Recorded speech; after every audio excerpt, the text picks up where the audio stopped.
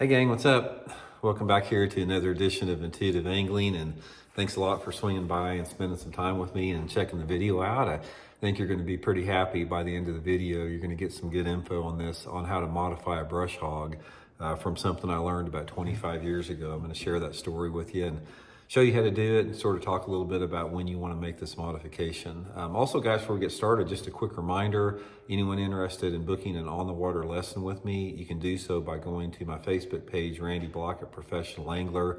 We're getting a lot of on-the-water jerkbait lessons going right now, so just shoot me a private message for all the info on that. So much appreciated. Okay, guys, on the modification of the brush hog, brush hog's been catching fish forever out there, and there's always a backstory to some of these modifications and techniques and tips about how I learned them. And I can't take credit for this one. This is something actually I learned from one of my co-anglers that drew basil bacon out. Now, if you're not familiar with basil bacon, guys, you probably haven't been fishing very long, because basil bacon, Hall of Famer, Bass Fishing Hall of Fame member, one of the pioneers of flipping, lives right here in my hometown, or my town where I live out here, Springfield, Missouri. Basil still lives here. I think he's in like mid to late 80s now. But Basil was a hammer back in the day. From the late 70s up until the 90s, he was winning tournaments, and he was known as a pitcher and flipper. We had I think it was either an FLW tour event or a Bassmaster Top 150 on Lake Wheeler about 25 years ago, at least 25 years ago. And anyway, Basil almost won that tournament, and I never did figure out or hear about how he won it. So anyway, a couple years later, I drew out a co-angler that fished with Basil on the day that he caught like a 21-pound bag flipping there on Lake Wheeler, and he got telling me how Basil modified this brush hog, and I'm going to show you how he did it and sort of explain when it works good. So, pretty simple modification, guys. What he did basically then, all Basil did, this is a full-size Zoom brush hog, and also, guys, I'll put my Tackle Warehouse link in the description if you guys want to order some brush hogs here and get you some.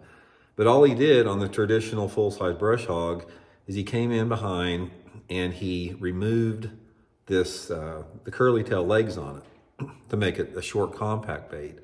And Basil put this on a 1/2-ounce sinker, which I think is pretty heavy, and he was flipping and pitching, lay down trees, rocky banks, that type of stuff, with this cut-off brush hog like that. Now, what I tried it started working, and I tried to figure out some more modifications. So I'm going to show you what I do to it that's gives me more confidence, even from Basil's initial one. Now, Basil never pulled these little legs off. A lot of times, guys, I pull the legs off here, but he said Basil explained to him, but if you don't separate the legs on the brush hog, it sort of acts as a keel, and it sort of goes down a little bit, crazy as it's falling. So I've always left those in there. But one of the things that I do, take a pair of scissors. And you've probably seen me do this on my Carolina rigs. I've talked about it. And I serrate the legs on it to open it up. I just think it makes it look more realistic myself. It just gives it a little bit better look in the water. Sort of show you here what it looks like afterwards. But basically just separate and cut those legs. I just think it gives a little bit more action. And that's the simple modification, guys. It's just a downsized brush hog.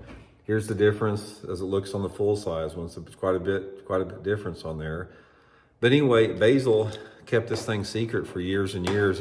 He retired several years ago, so I don't think he'll mind me sharing it now. But he dominated.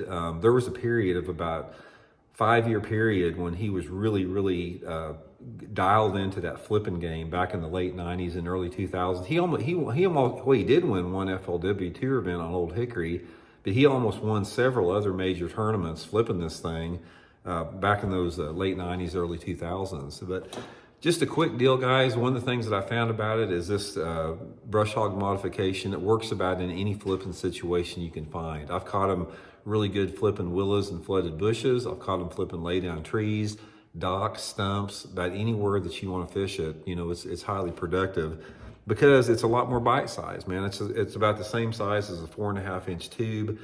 It's sort of like an early predecessor of the modern day creature bait. This was sort of like, a creature bait of 25 years ago, before there were actually creature baits like the sweet beaver and the Z-hogs and stuff like that. Still works. I still use it, guys. One thing I have found about it, I do a lot better on it during the springtime of the year. So for me, this bait is sort of that one that I flip when the water temperature is between, like, say 57 to maybe 75 degrees, sort of like late March into May is when I found out this is the best. And your colors just depends on the water clarity. If you're fishing water that is less than, like, 15 inches in visibility, I'll use, something like a black or June bug. And if it's, a little bit cleaner, I'll use the watermelon candies or the green pumpkins or stuff like that. So anyway, get you a few of them, check it out. I think you guys will catch some good fish on it. It's produced a lot of good ones for me over the years. So hope it helps out. We'll see y'all.